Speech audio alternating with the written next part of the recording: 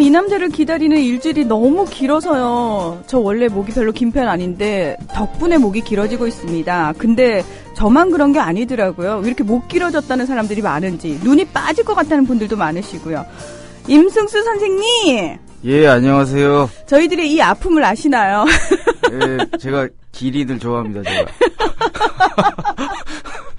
진짜 썰렁하다. 죄송해요, 처음부터.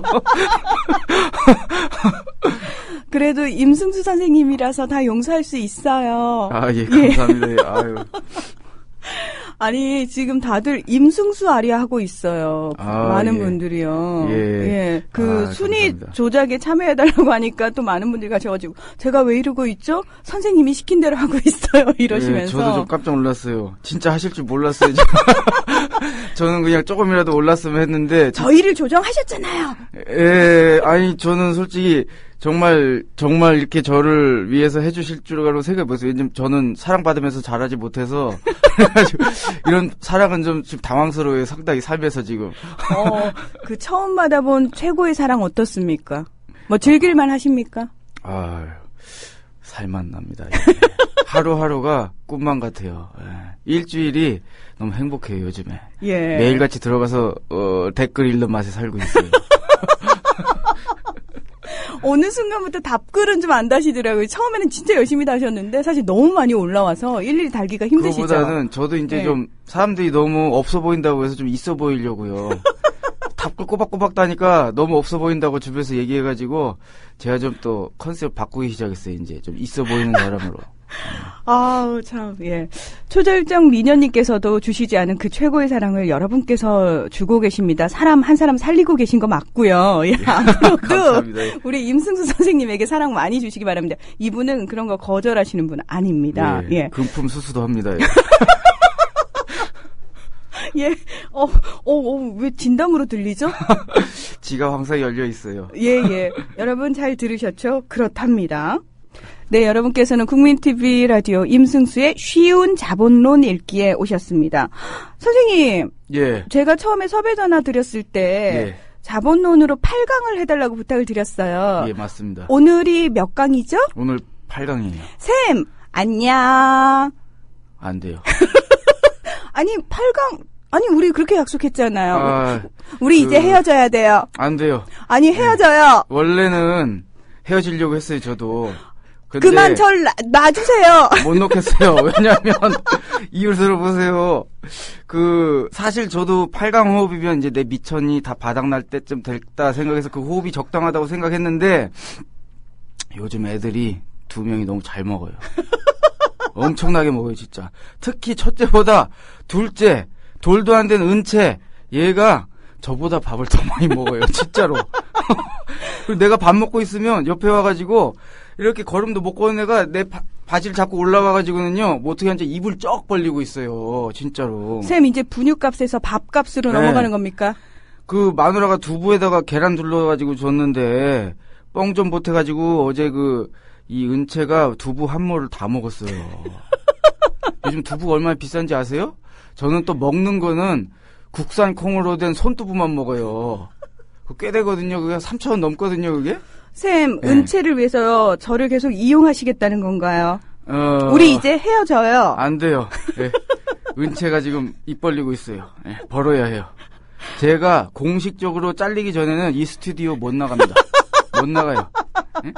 여러분 좀 들어주세요. 3월까지는요, 이제 미리 박아야겠다. 3월 말까지는 제가 임승수의 쉬운 자본론 읽기로 가고요. 4월부터 임승수의 좌변기로 새로 갑니다.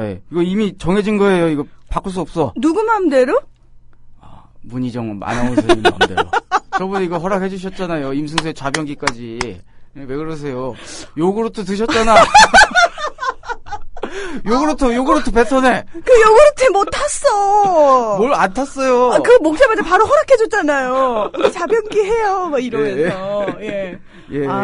8강으로 끝나는 게 아니고요. 지금 계속 할 것 같습니다. 다행히도 여러분께서 너무 이렇게 댓글도 달아주시고 순위 조작도 해주셔서 제가 보기엔 광고가 좀 붙는 것 같아요. 맞아요?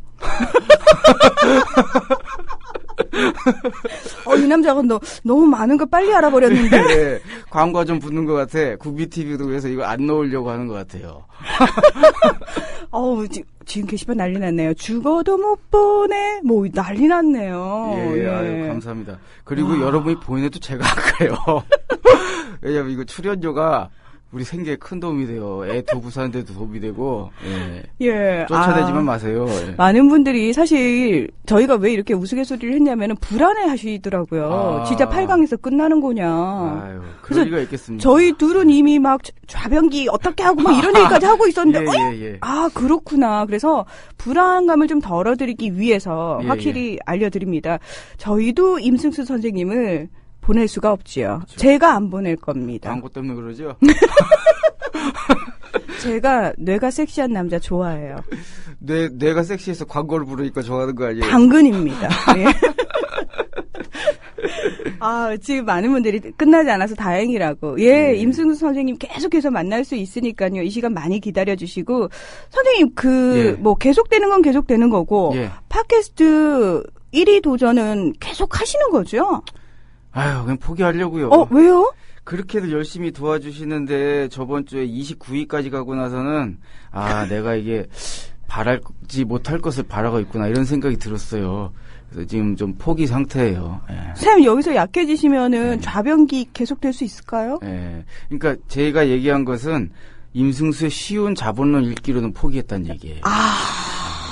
임승수의 좌변기로는 1회부터 1등. 진짜요? 1 딱 맞잖아요, 이게.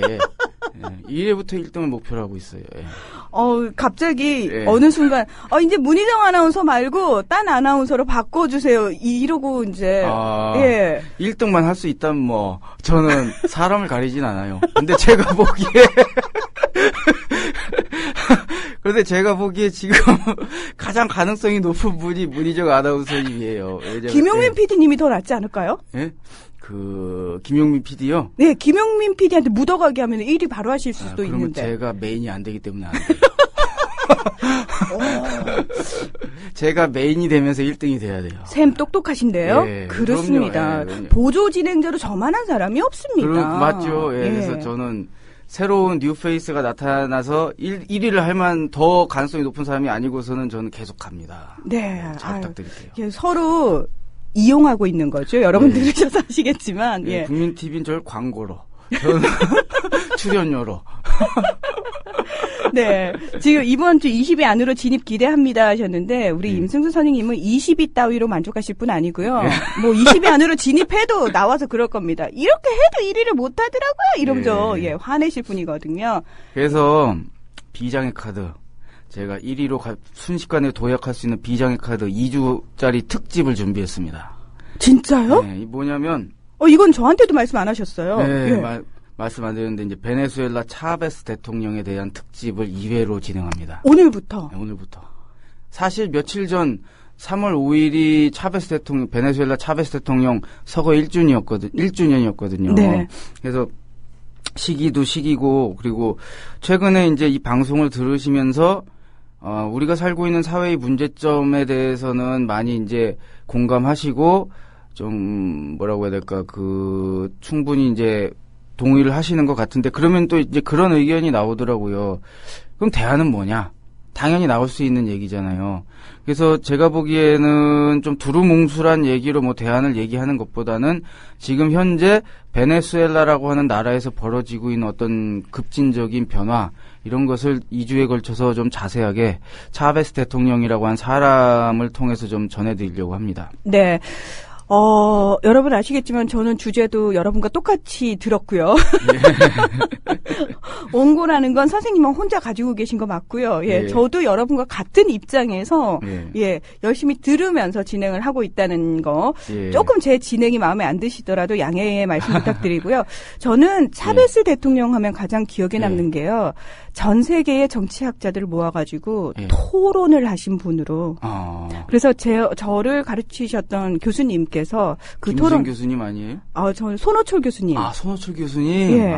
저 손호철 교수님하고도 친한데, 교수님께서 그 토론회에 참석을 하셨는데, 차베스 대통령한테 굉장히 큰 감동을 받고 왔다고 그 얘기 하시더라고요. 예, 맞아요. 예. 저도 그분이 손호철 교수님이 쓰신 거를 어디서 봤어요. 안 그래도 그 정치학자 모인 자리에서 굉장히 인상적인 토론을 했다고. 네. 맞습니다. 예. 네네. 사람들이 좀 의아해 하실 거예요. 네가 자본론이나 뭐 이런 거 얘기하는 건 알겠는데 웬 차베스. 근데 많은 분들이 잘 모르셔요. 제가 인생에서 처음으로 쓴 책의 제목이 차베스 미국과 맞짱 뜨다입니다. 이미 올라왔고요. 이미 올라왔나요? 당연합니다. 그리고요, 이미 책도 사신 분들 많습니다. 그런가요? 예. 그래도 아직 안 사신 분이 계셔서 제가 좀 더 자세히 말씀드려야 될 것 같아요.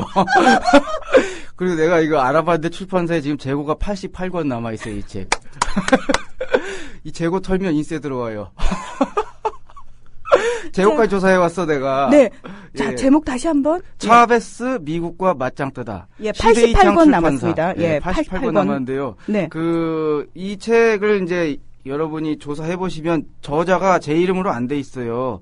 베네수엘라 혁명 연구 모임으로 돼 있거든요. 네. 근데 이 모임을 만든 게 저예요. 여기 보시면은 제가 그 앞에 계신 문희정 아나운서께 이제 저 여기 있죠? 여기 임승수. 네네. 조금 지금보다 훌쩍하긴 한데 이게 저예요. 굉장히 프레시하시네요. 그렇죠. 이때는 제가 좀 인기가 더 많았어요, 사실. 사실 제가 이 책이 2006년에 나온 책인데 제가 2000년대 초반부터 이 베네수엘라에서 일어나는 어떤 변화에 관심을 많이 가지고 있었어요. 근데 이제 제 주변 사람들은 베네수엘라에 별로 관심이 없어서 제가 이 베네수엘라 혁명 연구 모임을 어떻게 결성했냐면 인터넷 홍보로 모은 거예요, 사람을. 진짜요? 무작위로 그냥 제가 운영하는 클럽이나 뭐 이런 데다가 올려놓고 모집했는데 첫 모임 때 한 20명 정도가 온 거예요. 그러니까 정말 생면부지의 사람들이 베네수엘라에 관심 있는 사람들이 모이신 거죠. 아마 국정원도 한두 명 왔긴 했을 텐데 제가 알 수가 없고 그거는. 네. 근데 어쨌건 이제 그렇게 해서 그 연구 모임에서 제가 그동안 이제 뭐 확보해놓은 자료를 나눠드리면서 프린트해가지고 격주에 한 번씩 모여서 연구를 했어요. 그리고 이것을 어느 단체에서 그냥 편하게 얘기하죠. 제가 옛날에 이제 모 정당에서 간부를 했었거든요. 그 당에서 그 발표회를 했는데 그 발표를 들으신 분들이 그냥 발표회 한 번 하고 자료집으로 때우기엔 너무 아깝다, 내용이. 그래서 책을 한번 내면 어떻겠냐 해서 제가 출판사를 좀 알아보다가 시대이창 출판사랑 인연이 돼서 2006년 12월에 이 책을 냈어요. 근데 솔직히 내면서도 그랬어요. 누가 지구 반대편에 우리나라랑 시차도 12시간 반이에요. 거의 정확히, 13시간 반. 거의 12시간이라는 건 낮과 밤이 정확히 바뀐 거잖아요. 그 정도로 반대편에 있는 나라고, 그 나라는 스페인어를 쓰고, 이렇게 관련도 없는 나라의 책을, 그 대통령의 책을 내면 누가 보겠냐. 망할 각오를 하고 솔직히 냈거든요. 근데 저는 임승수 선생님이 왜 하필 베네수엘라인지, 차베스 대통령 때문인 건지, 굉장히 그것도 궁금해요. 미스 월드에서 1등 많이 하더라고요. 베네수엘라 사람. 미스 유니버스 1위가 베네수엘라가 그 미인 사관학교가 있다는 거기. 맞아요. 그쪽 여성분들 굉장히 이쁘시지. 그래서 샘. 그 댁에 계신 초절정 미녀님도 혹시 그런 쪽? 비슷하게 생기신 건가요? 아니요, 훨씬 이쁩니다. 그리고 경국지색이 우리 마누라는 경국지색. 보통이 아니기 때문에. 좀 초절정 미녀님한테 허락받고 지금 얘기하시는 거 맞나요? 맞아요. 우리 마누라가 자칭 그거예요. 자칭 삼위일체인데 뭐냐면 미모, 지성, 성격을 다 갖췄다. 그래서 삼위일체형 인간. 더 이상 안 할게요. 죄송해요. 저랑 비슷하신 분이 한 분 더 계시다는 게 참 신기하네요. 만나 뵙고 싶네요. 언제 한번 게스트로 제가 초청하겠습니다. 네. 근데 아무튼 그 베네수엘라 그 책이 어느 날 나오고 나서 교보문고를 갔는데 벽에 걸려 있는 거예요. 교보문고 벽에. 잘 나간다는 책들만 그렇죠. 걸려 있다는 그 벽에. 거기 벽에 걸린 거예요. 그래서 제가 깜짝 놀란 거예요. 그리고 이제 첫 책이 그렇게 반응이 좋다 보니까 제가 그때 그걸 경험했어요. 책이라고 하는 것이 가지는 위력. 그러니까 이게 별거 아닌 것 같은데 많은 사람들이 보게 되면 그 사람들이 저에 대해서 이 차베스 대통령에서 궁금해서 저를 강연을 부르고 막 이렇게 저희가 막 별것도 아닌 사람이 책 한 권 때문에 막 여기저기 돌아다니면서 이 차베스랑 베네수엘라 얘기를 하게 됐는데 그러다가 제가 베네수엘라까지 갔어요.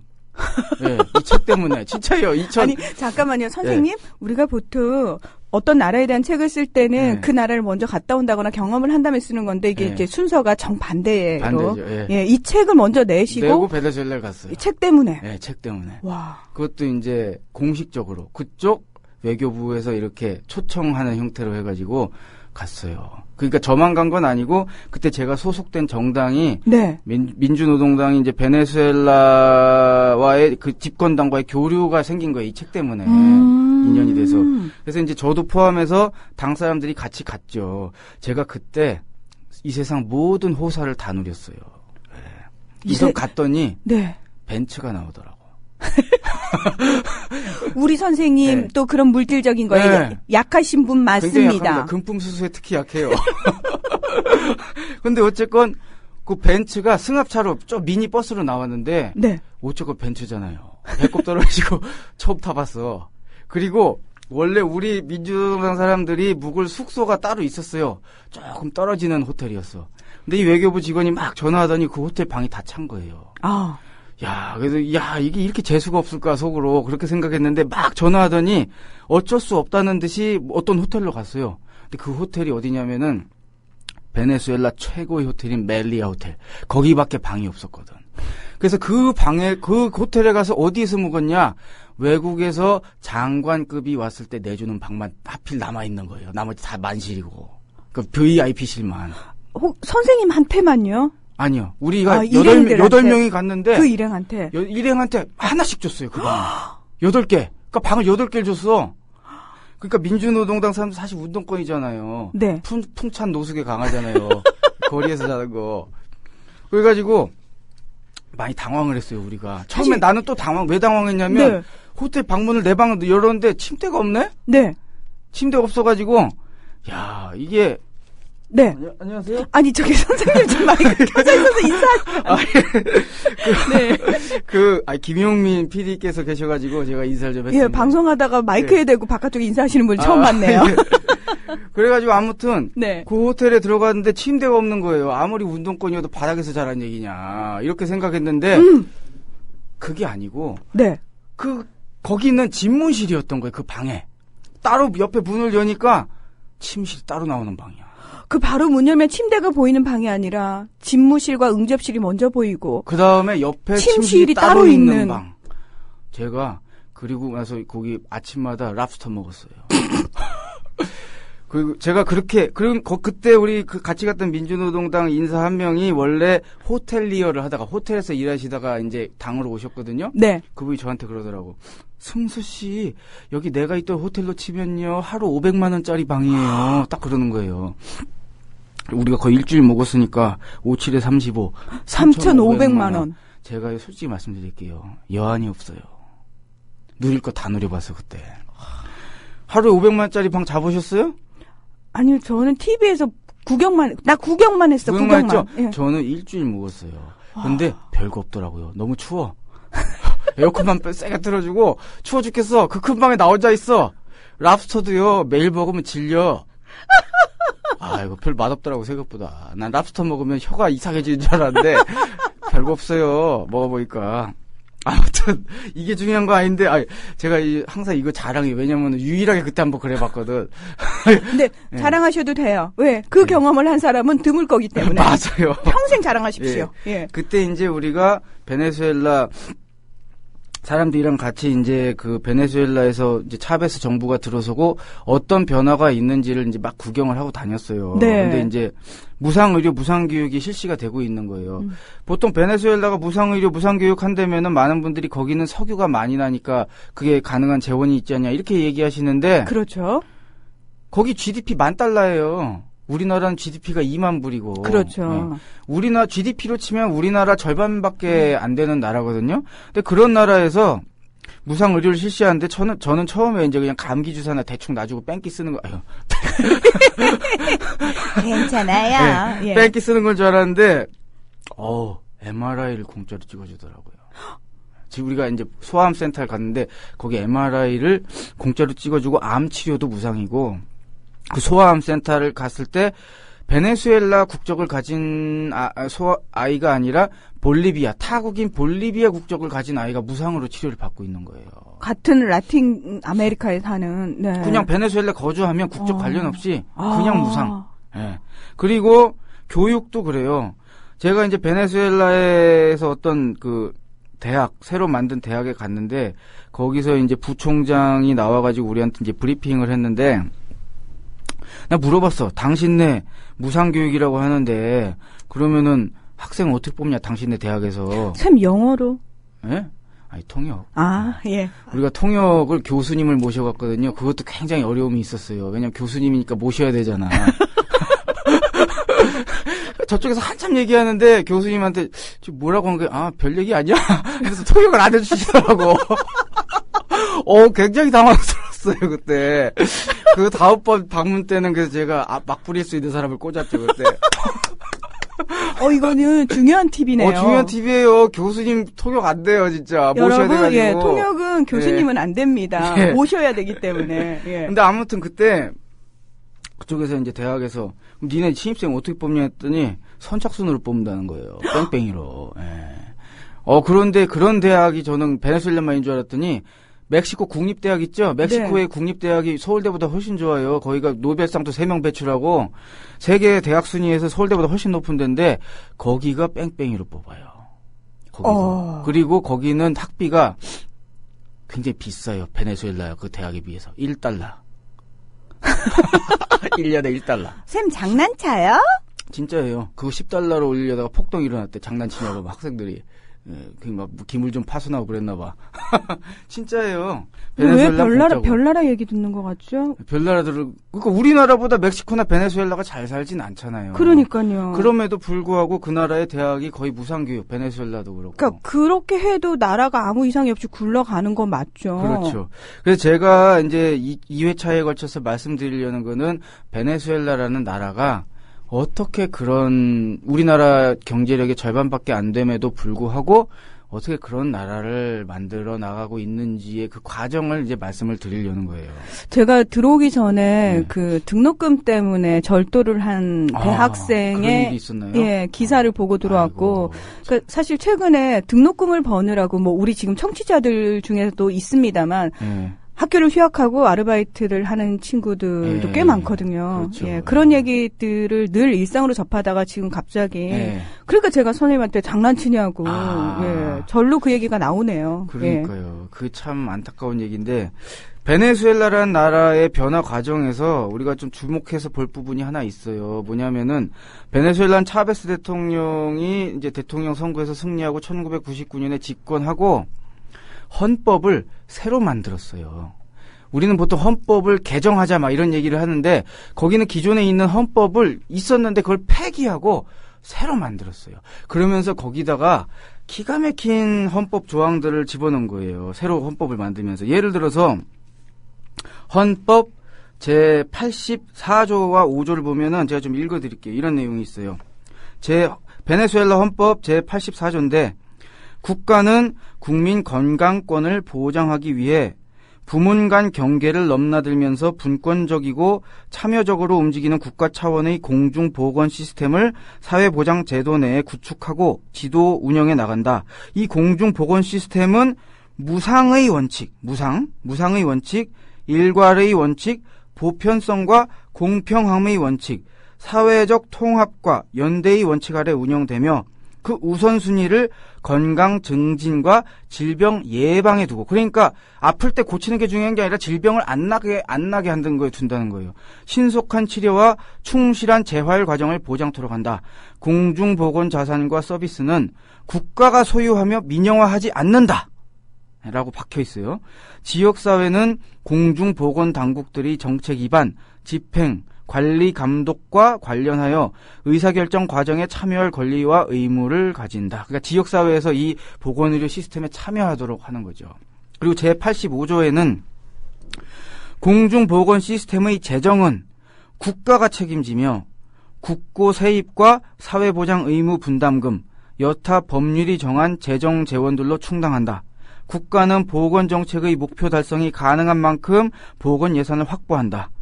대학 연구소와 협력하여 국립 전문 기술 양성 체제와 국영 보건용품 산업을 일으키고 발전시킨다. 또한 국가는 공중 보건기관과 민간 보건기관 양방 모두를 통제한다. 철저하게 국가의 관리하에 두고 민영하지 않는다라고 헌법에다 박았어요. 그리고 무상이라고.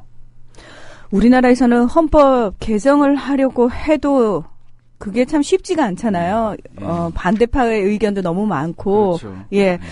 근데 제가 알기로 베네수엘라가 저희가 왜 차베스 정권 하면 좌파 정권이라고 흔히들 얘기를 하지 않습니까? 그렇죠. 그렇게 표현하는 게 맞습니까? 맞죠. 예. 저도 좌파고.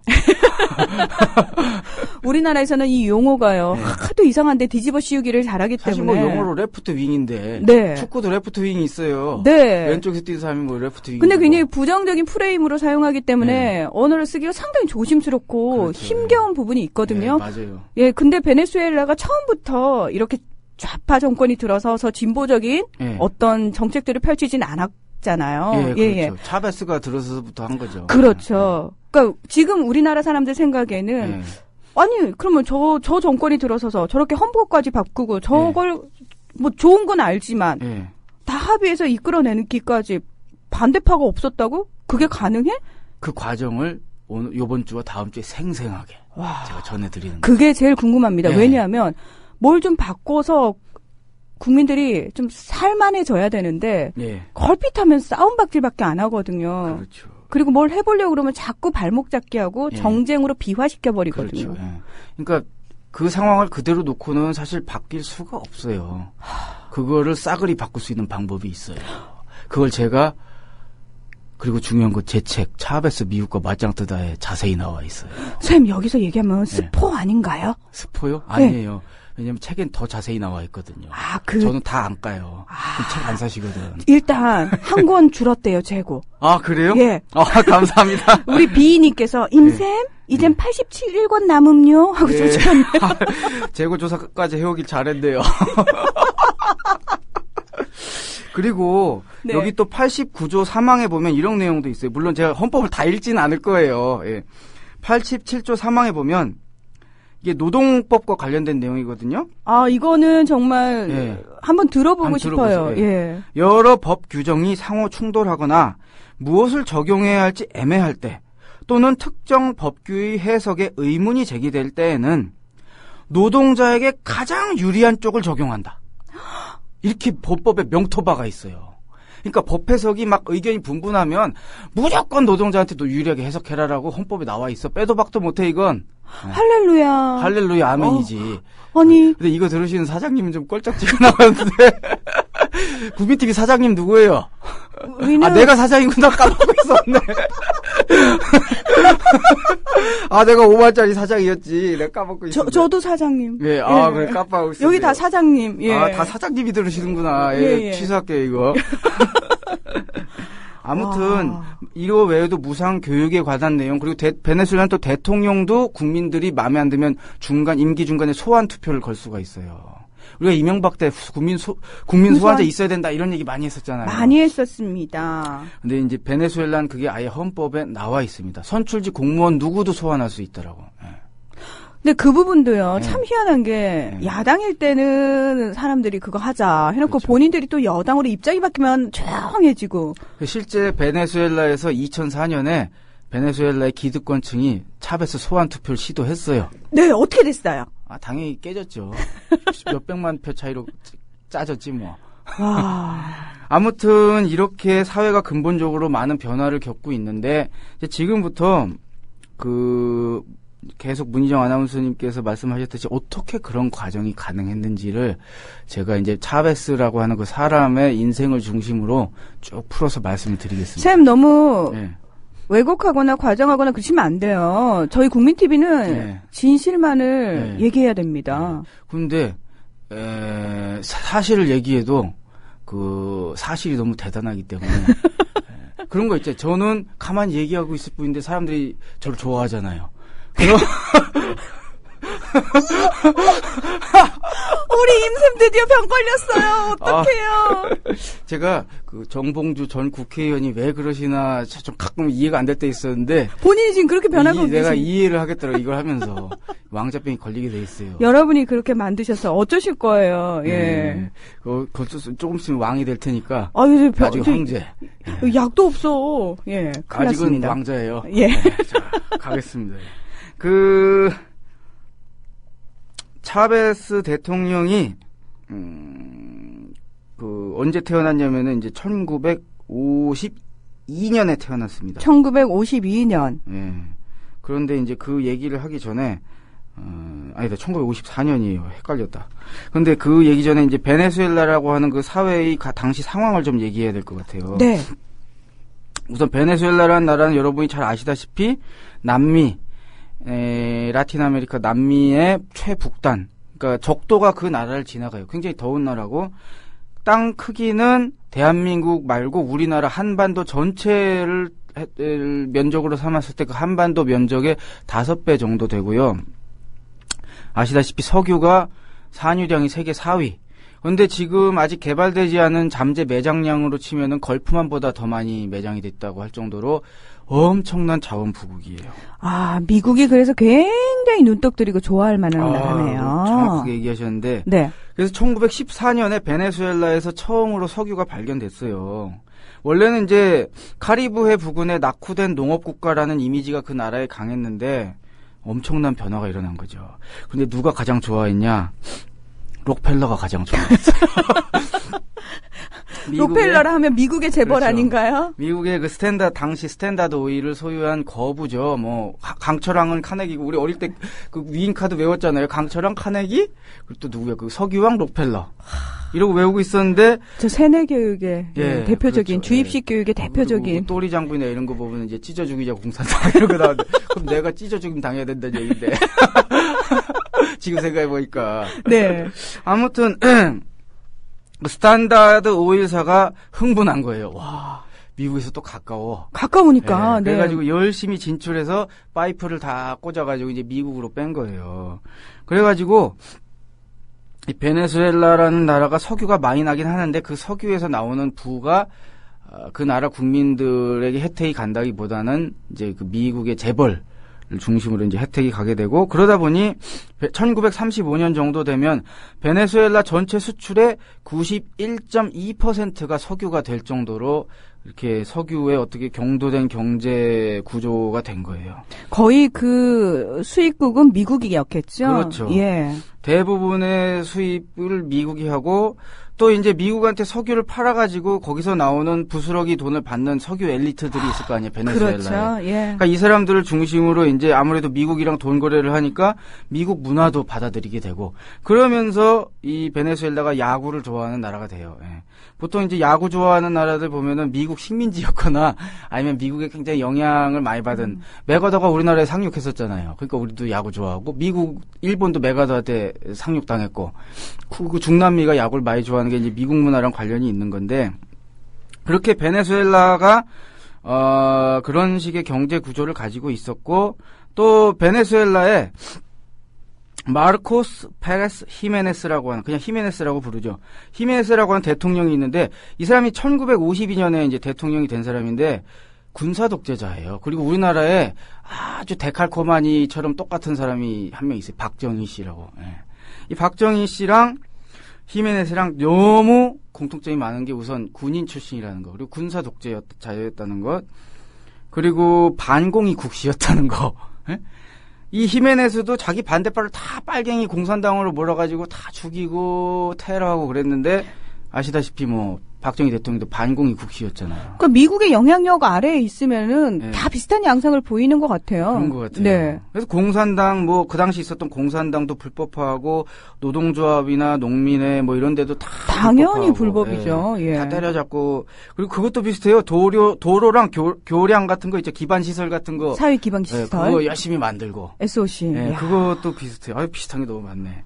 근데 어쨌건 이렇게 독재를 하다 보면 결국에는 국민들이 분노하게 되잖아요. 폭발합니다. 그렇죠. 마치 예. 이제 전두환한테 사람들이 폭발해서 87년에 6월 항쟁이 일어난 것처럼 이 베네수엘라도 57년에 민중 항쟁이 일어났어요.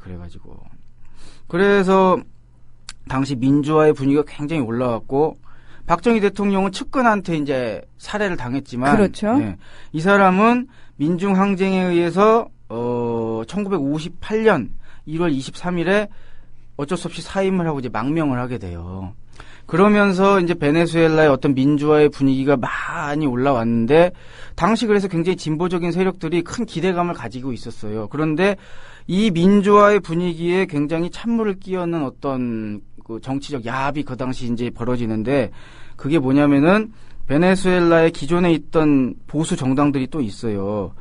꼬페이라는 COPEI, 뭐 꼬페이라고 그쪽에서 발음을 하는데, 그러니까 우리나라 말로 번역하면 기독사회당, 사회주의당은 아니고 이게 이제 우리나라로 치면 새누리당이랑 비슷한 당이에요. 쉽게 얘기하면 꼬페이라고 하는 새누리당 비슷한 기독사회당이 있고 또 한쪽에는 민주행동당이라고 하는 우리나라로 치면 민주당 비슷한 당. 이 두 개의 당이 있는데 이 두 당이 자신들이 권력을 잡기 위해서 진보 세력이 권력을 잡으면 안 된다. 우리가 권력을 잡아야 된다. 그런데 지금 너무 민주화의 항쟁이 거세서 자칫 잘못하다가 진짜 사회 진보 세력이 권력을 잡을 수준까지 와서 이 사람들이 위기감을 느끼고 이제 뭘 했냐? 베네수엘라의 수도인 카라카스의 푼토피오라는 지역에 모여가지고 이 두 당이 거의 합당 수준의 정치 야합을 한 거예요. 전에 노무현 대통령이 대연정을 하려고 한 적이 있잖아요.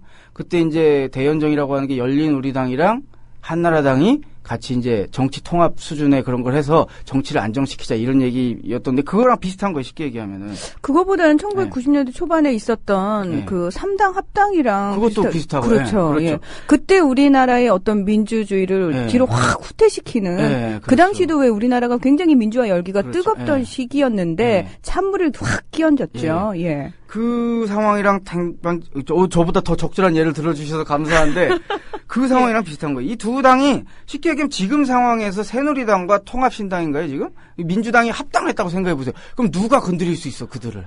못 건드리는 거지. 이 두 당을 중심으로 해서 정치 협약을 맺는데 그 내용이 뭐냐면 이런 거예요. 야, 우리가 선거에는 각자 참여하지만 대통령 선거 같은데 각자 참여하지만 니네가 돼도 말이야 우리 장관 몇 자리 챙겨줘. 그러니까 쉽게 얘기하면 내각제 수준의 권력 나눠 먹기를 합의를 한 거예요. 그러면서 이제 진보 세력의 입지가 확 굳어지고 정치적인 보수화가 이제 급격히 이때부터 베네수엘라의 보수 양당제가 급격하게 이제 된 거예요. 그래서 이제 민주화를 꿈꾸고 진보를 꿈꾸던 세력들이 굉장히 뭐라고 해야 되지? 좌절을 해요, 이때. 그리고 보수 세력들이 여전히 정치를 잡고. 그리고 이듬해인 1959년에 중남미에서 굉장히 중요한 사건이 하나 일어납니다. 이게 뭐냐면 쿠바 혁명이에요. 가슴 뛰는 쿠바 혁명. 쿠바 혁명. 체게바라. 네, 체게바라. 잘생겼다고 좋아하는 거 아니시죠? 체게바라가 저처럼 생겼으면은 지금처럼 인기 없었다고 생각해요, 저는. 저는 그렇다고 생각하지는 않아요. 왜냐면 그러면 임수부 쌤이 지금 얼굴이 공개돼서 인기가 많으십니까? 아니잖아요. 그러니까 얼굴이 공개되면은 인기가 없어지죠. 이제. 아니죠. 아니에요? 네. 그것과는 전혀 상관이 없다는 거를 입증하고 계시잖아요. 하긴 우리 마누라도 항상 그래요. 내가 남자 얼굴 안 본다고 자기가. 전 남자 얼굴 좀 보는데. 아, 좀 보세요? 네. 아유, 아무튼. 보시면 안 돼요, 제가 보기에는. 갑자기 분위기가 급냉되네요. 네, 그러니까. 예. 그 1959년에 아씨 말이 꼬이잖아요. 이상한 얘기 하셔가지고. 예? 죄송합니다. 예. 1959년에 얼짱혁명가 체게바라 솔직히 카스트로도 보면 잘생겼어요. 피델 카스트로 이런 사람들이 수염쟁이라고 했죠. 당시 수염이 많아가지고 이 사람들이 그 당시 쿠바의 군부 독재 거기도 군부 독재였어. 바티스타 군부 독재. 이거 배후에 또 미국이 있어요. 근데 이 군부 독재 정권을 무너뜨리고 혁명에 성공을 합니다. 근데 그 라틴 아메리카 쪽은 다 사실 친미 정권이 많이 들어섰고 맞아요. 그들의 삶이 지금 핍박받는 이유는 미국 때문인 거죠. 그렇죠. 예. 미국이라고 하는 나라가 이제 라틴 아메리카를 백야르드라고 하잖아요. 굉장히 약탈을 많이 하죠. 예. 지금도 하고 있죠. 사실은. 지금도 하고 있고. 예. 그래서 이 쿠바도 그랬었는데 혁명이 일어났어요. 그리고 정권을 권력을 잡았잖아요, 드디어. 그러니까 막 쿠바에서도 무상의료, 무상교육 같은 변화가 일어나기 시작하는 거예요. 그러니까 이 중남미에 있던 소위 말하는 운동권들, 진보 세력들이 뿅 간 거예요. 쿠바를 보면서. 야, 저렇게 하면 우리도 세상을 바꿀 수 있구나. 그래서 다 어떻게 했냐면, 안 그래도 이제 베네수엘라는 한번 그런 정치 야합 때문에 좌절을 했잖아요. 그렇죠. 그래서 이 혁명을 꿈꾸고 세상을 바꾸길 꿈꾸는 사람들이 다 피델 카스트로나 체게바라처럼 총을 들고 산으로 들어가서 게릴라가 된 거예요. 그런데 참 안타깝게도 이런 거예요. 쉽게 얘기하면은. 예를 들어서 저랑 문희정 아나운서가 이제 마음을 고쳐먹고 우리는 세상을 바꾸려 하면서 총 들고 이제 산에 들어갔어요. 요 앞에 산 어디 있어요? 자, 예를 들어서 북한산에 들어갔어. 북한산엔 사람이 있어요? 없어요? 없죠. 없어요. 네. 그러니까 이 사람들도 열심히 세상을 바꾸겠다고 체게바라나 카스트로처럼 산에 들어갔는데 대중과 고립이 된 거예요. 그래서 단지 그냥 산에서 총싸움하는 이상밖에 안 된 거야. 그 이상 이하도 아니게 된 거예요. 그러면서 대중과 고립되고 운동이 진보적인 세력들이 그런 어떻게 보면 자신들의 어떤 현실과 안 맞는 실천 때문에 이제 뭐라고 해야 될까, 시들어가지고 점점 이제 진보의 명맥이 더 끊기게 됐어요. 그리고 이제 여기서 차베스 얘기를 해야 됩니다. 차베스 대통령이 제가 아까 잘못 얘기했는데 1954년에 태어났습니다. 네, 1954년. 10월 28일 날 태어났고요. 네. 이분이 집이 찢어지게 가난했어. 굉장히 그 베네수엘라의 사바네타라고 하는 곳에서 태어났는데 완전 시골이에요. 근데 이분이 원래 꿈은 정치가가 아니었어요. 야구 선수였어. 베네수엘라가 야구 좋아한다고 말씀드렸잖아요. 네. 혹시 야구 스포츠 안 좋아하신댔죠? 근데 어떻게 스포츠 진행을 하시는지 참 신기합니다. 얼마나 글로 배우잖아요. 글로 배우는. 굉장히 힘들어요. 예. 예. 그 메이저리그 요즘 그래도 우리나라 선수들 많이 진출해서 그래도 많이 알려지는데 지금 메이저리그 최고 타자 중에 하나로 꼽히는 미겔 카브레라가 사실 베네수엘라 출신이에요. 아, 그렇군요. 네, 그리고 시애틀 메리너스의 그 유명한 투수 알렉스 페르난데즈, 알렉스가 아니다. 이름 생각이 안 나. 그 투수 한 명이 있는데 그 친구도 베네수엘라 출신이고. 이 차베스도 게다가 왼손잡이에요. 야구에서 공 빠른 왼손잡이는 지옥에서 가서라도 구해오라는 얘기가 있거든요. 이 차베스는 야구 선수가 꿈이었어요. 근데 집구석을 아시겠지만 운동하려면은 돈이 있어야 돼요. 뒷받침 해줘야 되거든요. 우리나라도 네. 김연아 선수 그 애인이 뭐 아이스하키 선수라며요. 네. 아이스하키 하려면 더 많이 들어요. 네, 재력이 있어야 됩니다. 재력이 기본적으로. 예, 장비가 너무 비싸요. 우리 애들은 아이스하키 못 시켜요. 심지어는 피겨스케이팅도 못 시켜 우리 애들은. 우리 은채는 두부 많이 먹고 건강하기만 하면. 예. 우리 애들은 그냥 밥이나 매일 먹이려고. 근데 아무튼 책 좀 사줘요. 없어 죽게 배고파 죽겠어. 재고 87권이에요. 예. 근데 아무튼 그 야구 선수한테 돈이 많이 든단 말이에요. 그렇죠. 근데 차베스도 집구석을 들여다보니까 답이 안 나와. 그래서 이제 고민한 거예요. 내가 어떻게 하면 야구를 할 수 있을까? 근데 이제 야구를 제대로 하려면 수도인 카라카스에 가야 되거든요. 근데 수도에 자기가 갈 수 있는 방법은 딱 하나. 사관학교 진학이에요. 그런 거 있잖아요. 우리도 옛날에 맞아요. 시골 출신의 가난하지만 공부 잘하는 사람들이 어디 갔어? 육사나 회사 공사. 맞아요. 특히 육사는 또 셌잖아. 그런 데 가는 분위기였는데 베네수엘라도 당시 마찬가지였던 거예요. 그래서 차베스 대통령이 공부를 굉장히 잘했어요. 똑똑하고. 그래서 굉장히 우수한 성적으로 사관학교에 입학을 했습니다. 1971년에 사관학교에 들어가요. 근데 원래 차베스 대통령이 인터뷰에서도 그런 얘기를 했어요. 자기는 원래 1년 이상 사관학교에 머물 생각이 아니었대요. 왜냐면 사관학교는 우선 가면 먹여주고 입혀주고 재워주고 공부시켜주는 게 다 공짜잖아요. 그렇죠. 그러니까 이제 차베스 대통령도 그렇게 거기 있으면서 뭐라고 해야 될까, 좀 기반을 닦고 때려치고 야구를 한다. 그러니까 분위기를 보는 거지. 내가 여기서 뭘 해서 먹고 살 수 있을까, 이 도시에서. 알바하면서 그렇죠. 야구하려고 했겠죠. 그렇죠. 근데 그 생각이 완전히 바뀌게 돼요. 왜냐? 책을 잘못 읽어버려. 무희정 아나운서 바로 캐치하시네, 무슨 얘기인지. 책을 잘못 읽어버려. 무희정 아나운서는 무슨 책을 잘못 읽으셨어요? 학창 시절에? 전 잘못 읽은 책 없습니다. 없어요? 없어요? 예, 전 없습니다. 예. 우리나라로 치면 이제 전태일평전을 읽은 거죠. 그리고 또 하나 얘기하자면 원숭이에 대한 자본론. 그게 왜 잘못 읽은 책입니까? 제일 잘 읽은 책입니다. 그렇긴 하죠. 예. 근데 기득권층이 보기엔 잘못 읽은 거예요. 금서. 그 옛날에 우리 많이 보는 거지. 다현사, 다이슨 한국전대사, 박세기 씨가 쓴 거. 어우, 예. 굉장하죠. 그럼 필수 코스들 있잖아요. 예. 필수 코스, 잘 아시네. 아니, 제가 스탠다드하게 좀 밟으신 거 뭐예요, 아니, 뭐죠? 제가 무슨 말 했죠? 예. 예, 아무튼, 차베스 대통령이 책을 잘못 읽어버렸어. 그래가지고 딱 이제 생각이 바뀌고, 내가 야구나 하고 처자빠져 있을 때가 아니구나. 일신의 영달을 위해서 살 때가 아니다. 조국의 운명이 풍전등화인데. 그러면서 이제 세상을 보는 새로운 관점이 생기면서 야구가 중요한 게 아니다. 이제 이런 생각을 하게 된 거예요. 야구가 아니라 세상을 보게 되고 진보적인 세계관을 가지게 됐는데 그것도 사관생도가 여러분 잘 아시다시피 군대라는 조직은 특히 우리나라 같은 경우 보면은 진보적이진 않잖아요, 기본적으로. 큰일 납니다. 굉장히 보수적인 세계관을 가지고 있잖아요. 군인들은 주적 개념이 확실해야 되고요. 그렇죠. 네. 사상부장이 제대로 돼야 됩니다. 그러니까요. 예. 저는 좀 좋은 걸로 사상부장했으면 좋겠는데. 저는 예비군 훈련 가서 정신교육만 받고 그렇게 잠이 와. 다들 그러시던데요. 원래는 예비군은요, 그 정신교육직이 문제가 아니라 예비군 복이 문제예요. 왜요? 그 옷을 입으면 졸려, 무조건. 진짜 그래요. 그 옷만 입으면 안 그러던 사람이 막 길에 침을 뱉고 막 졸려요. 아니 그 옷만 입으면 왜 그렇게 찌질해져요? 네, 맞아. 예. 나도 희한해 죽게. 나도 침을 찍찍 뱉고 있더라고. 그거만 입으면. 저희 왜 학교 다닐 때 학교에서 가래침이 나와요. 그리고 단체로 갔다 오시잖아요. 네, 갔다 오죠. 그날은 선배들이 너무 낯설어져요. 낯설 뿐만 아니라 피부도 안 좋아져요. 잠깐 입는데. 너무 싫어져요. 네. 아무튼 그 군대 정신교육이나 이 군대라고 하는 것이 굉장히 보수적인 조직인데 이 베네수엘라의 군대가 당시 얼마나 보수적이었냐면 예를 들어서 이랬어요. 제식 훈련. 그러니까 막 앞으로는 돌지 않지. 좌로 돌아이가 우로 돌아이하고 막 제식 훈련을 하거든요. 네. 경례 붙이고 막. 베네수엘라 군대에서 사관학교에서 제식 훈련을 하다가 이제 딱 경례를 붙여 어느 동상에다가. 근데 그게 누구 동상이냐?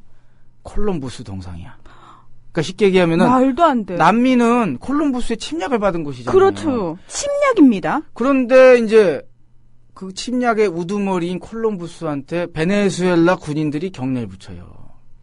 그 정도로 우리나라로 치면은 이건 적절하지 않겠다. 얘기하면 안 되겠어.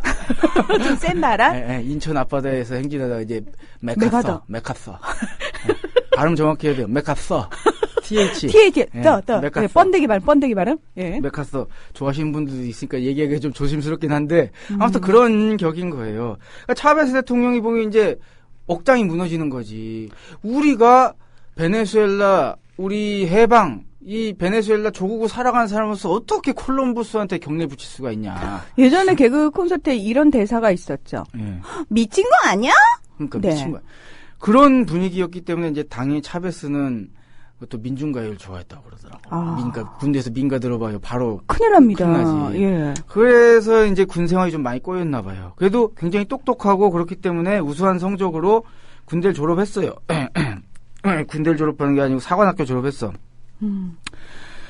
그래서 이제 임무를 부여받고 바리나스라고 하는 지역에 이제 배치가 되는데 1975년에 사관학교를 졸업했어요. 그래서 이제 지방에 배치가 됐어요. 근데 임무가 뭐냐? 당시에도 아까 말씀드렸다시피 그 좌익 운동하는 사람들이 좌익 게릴라 활동으로 이제 산에 들어갔다고 그랬잖아요. 네. 그게 이제 그러다가 아까 말씀드렸다시피 대중들과 고립되고 현 상황에 맞지 않은 실천에 의해서 이제 지지 멸렬해졌다고 말씀드렸고, 하지만 그 당시도 그 남은 사람들이 좀 있었어요, 산에. 그 좌익 게릴라 잔당을 소탕해라. 이게 이제 임무였던 거야. 근데 차베스가 우익입니까 좌익입니까? 좌익이죠. 그러니까 좌익 보고 좌익을 잡으라니.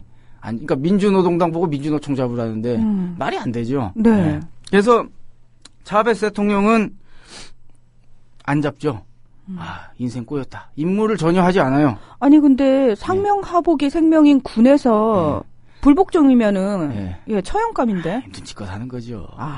그 무희정 아나운서께서도 이 국민 TV 열심히 방송하시지만 항상 100%의 집중력을 발휘하시는 건 아니잖아요. 저랑 얘기하다도 보면 가끔 뭐 끄적이시고 딴 생각도 하시고. 아니요, 딴 생각은 아니고 멘트 생각을 하는 거죠. 멘트 생각하시는 거예요? 네, 그리고 지금 옆에서 계속 댓글 올라오는 거 똑같이 확인하고 있고 동시에 여러 가지 같이 하죠. 그다음에 게이지 확인하고 마이크 볼륨.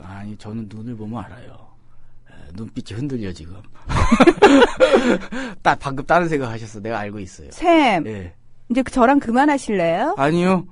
저 이거 아니 저는 쫓겨낼까 가지고 합니다. 예. 죄송해요. 제가 예. 오버했어요. 예. 네, 아무튼 그래서 베네수엘라 아무리 군대라고 해도 그 어느 정도 이제 요령을 피는 거죠. 그래서 하루는 어디 가보니까 저기 무슨 리아카가 한 대 있는 거야. 네. 가서 뭔가 봤더니 좌익 게릴라들이 공부하던 빨간 책들 있죠. 네. 레드복스. 예. 그게 한 술에 남아 있는 거예요. 그래가지고 이게 웬 떡이냐 해서 그거 가져가다가 다 읽었대요. 그러니까 뭐 하여튼 그렇게 인물하고는 안 하고 게릴라들이 남긴 책이나 보고 이러면서 그냥 세워라 내워라 보내고 있었는데 하루는 좀 험한 일을 겪게 돼요. 그 당시 이제 상부에서 아마 그 계급이 뭔지 모르겠는데 중령쯤 되는 사람이었던 것 같아요. 제 기억으로는. 차베스 상관이에요. 차베스는 당시 이제 중이었을 거예요. 중령쯤 되는 사람이 내려와가지고 차베스 임무지에 왔어. 그래서 하루는 이 사람이 차베스의 부하를 데려다가 지역에 있는 농민 한 사람을 잡아다가 묶어놓고 연락에 팬 거예요. 야구빠따로. 민간인은요? 민간인데. 그래서 차베스가 그걸 발견하고 깜짝 놀랐어. 당신 뭐 하는 거냐? 했더니 나는 지금 좌익 게릴라 한 명을 잡아가지고 지금 신문하고 있는 거다 그러는 거예요. 이 사람이 무슨 좌익 게릴라냐? 어제 씨 뿌리던 농부인데. 근데 이제 보니까 그 다음날 이 농부를 포함한 지역 농민들이 이렇게 신문을 당하다가 살해당했어요. 그 중령한테. 왜 그랬을까요? 잘 감이 안 잡히시죠? 왜 그랬을까? 이유가 있어요. 자기 실적 올리려고. 그러니까 죽은 자는 말이 없잖아요. 그럼 상부에 뭐라고 보고있어 이 사람들을. 게릴라다. 그럼 죽은 자는 말이 없으니까 게릴라가 되고 그럼 게릴라 잡았으니까 자기 고가 점수가 올라가는 거죠. 아, 그럼 우리도 죽이는 것까지는 아닌데요. 우리나라에서도 비슷한 실적 부풀리기 조작 사건은 있지 않습니까? 근데 여기 죽여버리더라고요. 여기는 왜냐면 죽어야지 말이 없잖아요. 안 그럼 나 아니라고 얘기할 거 아니야. 아니라고 얘기해도 안 믿어주잖아요. 여기서는. 근데 여기는 이제 아예 뒤탈이 없게 하려는지 죽여버렸어요. 그러니까 이 사건이 차베스 대통령, 그 당시 대통령은 아니죠. 차베스한테 너무나 큰 충격이었던 거예요. 군 생활을 과연 계속 해야 될까. 너무 체질이 안 맞고 더 이상 있을 수 없는 곳이다. 되게 환멸감 느꼈을 것 같아요. 예. 환멸감 수준이 아니었겠죠. 이건 진짜. 그래서 그 당시 차베스의 형 아단 차베스라고. 차베스는 우고 차베스예요. 차베스 네, 대통령. 우고 그리고 차베스. 그 형이 아단 차베스입니다. 형인 아단한테 이제 전화를 했어요. 당시 형인 차베스 대통령은 형인 아단 차베스는 물리학을 전공해서 대학에서 이제 강사를 하고 있었어요. 근데 형한테 이제 전화를 했어. 형, 왜 우고? 나 군 생활이 너무 안 맞는 것 같아. 그래서 군대를 그냥 때려치고 내가 공부를 좋아하니까 대학에 좀 다시 입학을 해서 공부를 좀 제대로 하고 싶은데 형이 대학에서 학생들 가르치니까 내가 좀 어떻게 준비해야 되는지 뭐 나 좀 잘 가이드 좀 해줘. 그런 이제 통화로 그런 얘기를 하니까 형이 갑자기 탁 목소리를 깔더니 아우야 만나서 얘기하자. 딱 그러는 거예요. 네. 그래서 왜 형이 웬일일까 하면 만나서 얘기하는데 그때 형이 커밍아웃을 해요. 동생한테. 커밍아웃? 네. 남자가 좋다 이런 게 아니고요. 아우야, 형이 사실 16살 때부터 혁명 조직에 있었다. 그 형은 몰랐는데 알고 봤더니 16살 때부터 세상을 바꾸기 위해서 혁명 조직에 있었던 거예요. 그래서 자기가 그 당시 속했던 베네수엘라 혁명당이라고 하는 그 조직의 대표인 더글라스 브라보. 그게 이제 이 사람이 베네수엘라의 체게바라급이래요. 그러니까 쉽게 얘기하면 게릴라 투쟁의 사령관이 되는 사람인 거죠. 그 사람이랑 차베스를 만나게 해준 거예요. 형이 있다 보니까 참 그런 특혜가. 그러니까요. 바로 사령관을. 그렇죠. 예. 그래서 이제 그 사람이 딱 만나가지고 이제 차베스 만나서 그런 거죠. 꼼파니에로 차베스. 그러니까 차베스 동지. 예, 그쪽 용어로 꼼파니에로라고 하거든요. 차베스 동지. 반갑소. 탁 포옹했겠지. 그러면서 이제 동지 같은 사람이 군에 짱 박혀 있어야 됩니다. 무슨 얘기인지 아시겠죠? 네. 그러니까 군이 너무 보수적인 곳이기 때문에 당신같이 뜻 있는 사람이 군에 남아서 군을 좀 진보적이고 나라를 사랑하는 군인을 많이 늘려야 된다. 뭐 이런 얘기를 하는 거예요. 왜 이거하고 어떻게 보면 똑같아요. 무시무시한 얘기죠. 무시무시한 얘기지만 사실은 반드시 누군가는 해야 될 일인 거잖아요. 네. 왜냐하면 우리나라 사람들이 정치 혐오증이 걸려서 그렇다고 해서 그러면 깨끗한 사람은 절대 정치계로 가면 안 되느냐? 아니죠. 아니죠. 많이 가서 물을 맑게 만들어야 그렇죠. 되는 거죠. 우리나라 군인 그 높은 자리에 있었던 분들 보면 다 무슨 일본 군대 나온 분들 많고 막 그렇잖아요. 그렇죠. 그러니까 좀 잘못된 거잖아요, 사실. 독립군 때려잡던 분들이 그 자리에 그러니까. 가시고. 그래서 예. 그리고 왜 군 보면요, 사실 정치적으로 중립을 지켜야 된다고 하면서 중립이 아니에요. 아이고. 다 죄다 그 예. 완전 한쪽으로 편향된 정신교육만 하고 있잖아요. 그렇죠. 네. 예. 그래서 이제 차베스 같은 사람이 이제 군에 남아서 좀 역할을 해야 된다. 이제 자기도 이제 그래서 이런 얘기를 듣고 자기도 좀 다른 고민을 가지고 군에 남게 된 겁니다. 야. 더 얘기하고 싶은데 네. 시간이 26분 42초예요. 저도 이제 방송하다 보니까 좀 관록이 생겨서 이걸 진행하면서 시간을 같이 볼 수 있어요. 빠르신데? 예, 그러죠. 딱 보니까, 그리고 그동안 보면, 이 문희정 아나운서께서 26분이 넘어가면 살살 이제 정리 마무리 멘트 쪽으로 가시더라고. 똑똑한데? 예, 아유, 학력고사 굉장히 세요. 쌤, 그 얘기 하지 마. 싫어하시더라고. 우리 그 얘기 한번 했다가, 네. 아이고, 문희정 아나운서 그런 사람이지 네. 몰랐네. 이러고 네, 실망하신 인기 분들 많이 떨어질 계셔가지고. 뻔했어. 어떻게 챙긴 인기인데, 이거. 깨알같이 챙겨야지. 여러분, 제가 약간의 속됨이 있는 사람이긴 합니다만, 그렇게 네. 나쁜 사람 아니고요. 네, 아유, 그렇지 않아요. 사실은 제가 그런 얘기를 먼저 꺼냈어요. 왜냐면 저는 속물이거든요. 저는 약간의 속물. 예, 뭐, 저는 임샘처럼 대놓고 속물 저는 아니고요. 금풍수수한다고 누차 말씀드리죠. 아니, 계좌부터 불러드릴까? 그리고 재고 87건이요? 아니요. 지금 86권이라고. 86건이에요? 예. 감사합니다, 예. 네. 진짜 사실은 되게 흥미진진한 얘기지만, 네. 지금 우리나라의 근현대사하고도 연결이 많이 되는 부분이 그렇죠. 있고요. 예. 현재 정치 상황하고도 빗대어서 고민할 부분이 많아서 사실은 예. 많은 문제거리를, 고민거리를 던져주는 시간이었는데 네. 다음 시간 일주일 어떻게 기다리죠? 그러니까요. 생각보다 시간이 좀 빨리 흘러서 저도 오늘 할 내용을 다 못했어요. 그래서 네. 다음 주에 좀 알차게 준비해서 더 재밌는 내용으로 네. 찾아오겠습니다. 어떻게 다음 주에는 선생님 혼자 말씀하실래요? 저 그냥 조용히 아니에요. 하고. 그러진 않아요. 제가 또 그거 맞춰서 하니까 저도 이제 어느 정도 베테랑이잖아요. 8회쯤 왔으면 베테랑이지. 8회 만에 보내드리려고 그랬는데 예. 죽어도 못 보내겠다는 많은 네. 분들 덕분에 죽어도 아니 보내드리오리다. 예. 사뿐히 줄여 밟고 가실 줄 알았더니 안 가시더라고요. 안 갑니다. 예. 선생님 그럼 우리 다음 주 금요일 날 또 만나요. 예, 다음 주에 뵙겠습니다.